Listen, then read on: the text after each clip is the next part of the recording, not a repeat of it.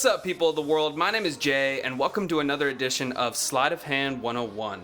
Today we're going to be working on a very simple flourish. It's very beginner, and I use it in just about every trick that I perform. It's called the Dribble. So, grab a deck of cards, and let's begin.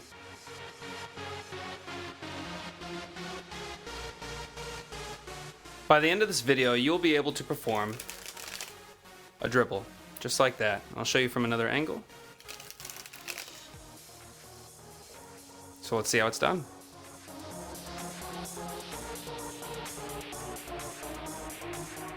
In my opinion, there are three main purposes for a dribble, and we'll go through each of those pretty quickly here. The first one is just a fancy flourish. Let's say you're out in the town, you're doing tricks for some friends or something like that, and you can just give, a quick flourish like this. You can also do a card spring, anything that, is just a routine transfer, something that goes from one trick to another. You're just going to do a quick dribble, go on into your next trick, something like that.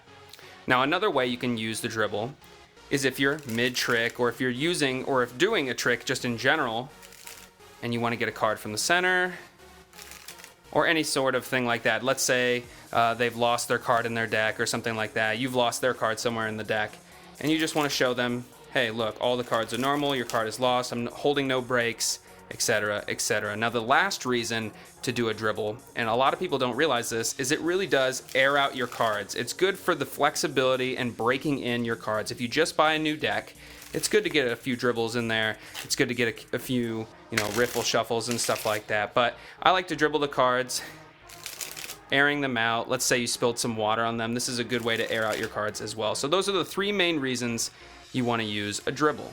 So let's go into how we actually perform it.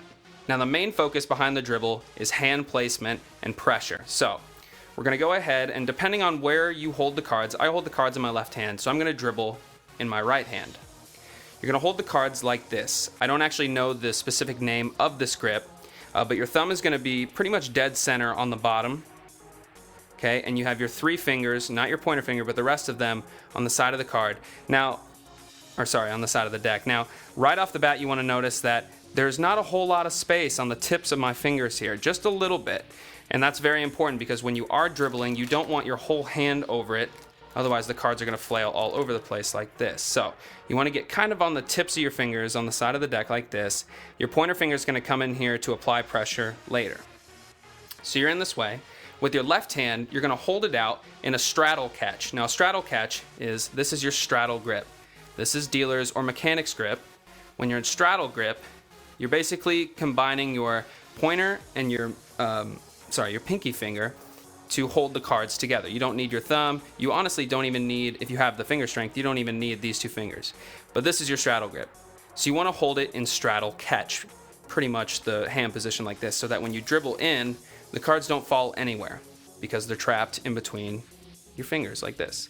Now, you can catch it with mechanic's grip or even just an open palm if you want, but for beginners, people that have never tried this before, it's very important to be able to catch the cards. It's 50% of the trick right there, or the flourish right there. So let's go back into our hand placement. You have your thumb, your three fingers like this, and your pointer finger ready to apply a downward pressure like so. Okay? So once you get into this position, what you're basically doing is applying enough pressure to where the cards have no choice but to fall off the tips of your fingers, because at that point you have no grasp, you have no grip on these cards, and they're just obviously naturally going to fall off. So what I would say at the beginning is get your hands real close like this. Just kind of do a dribble into your hands. No speed, no height or anything like that. Just an easy dribble. Learn to get those cards to riffle off. Now, if you know how to do a riffle shuffle, or if you can just do this with your fingers, this is pretty much all you're doing with the cards. You're riffling them off your fingers.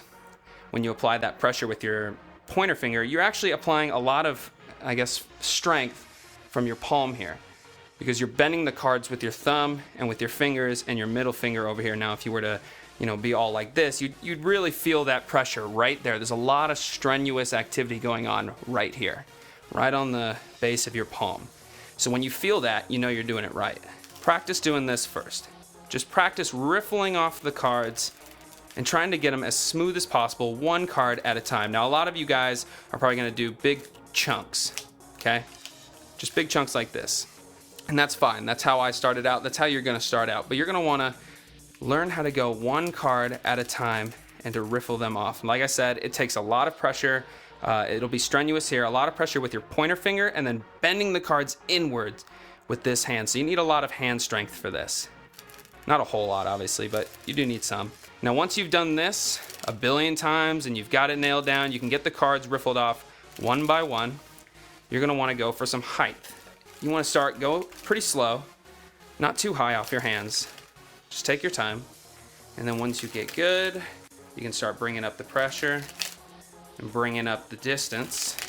Basically, the rest of this part is completely up to you, learning how to, dribble from distance. And like I said, you want to start from the beginning, very, very simple, and work your way up. If you need some practice, I definitely recommend holding the cards and then working on riffling the cards like this, applying pressure and riffling. Once you can get the riffle down really well, it's really not that hard. And like I said, this is pretty beginner. You'll probably get it very quickly and then master it in the next week or so. But that's pretty much the dribble, and hope you guys like it.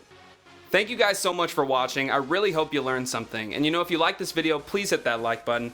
It really does help me out, and I appreciate it so much, guys. And even if you didn't like the video, it takes half a second. It is no skin off your nose. If you just hit that like button, like I said, it would really, really help me out, and I appreciate it a lot. And make sure you guys check out the description box. You can see the Facebook fan page for J Nation, so you can stay up to date with all things J Nation, when I get my next surgery and blah, blah, blah. And also you can check out all the updates on that page for Seriously Sketchy, which, by the way, go ahead and click that link if you want to check that out. It's all dramatic narratives, sketch comedies, and I know the title of the whole Seriously Sketchy says, one video per week or new videos every week. And that's not happening just yet, but we're working on it. Me and my team that I've got, we're working on it, and we're going to get those videos out to you as soon as we can. And make sure you guys also don't forget to subscribe to this page, or you won't get to see any more Sleight of Hand 101 videos. You won't stay up to date on that. So make sure you do that, and we'll all be groovy on that. So, my name is Jay, guys, and I will see you on the next Sleight of Hand 101. Peace.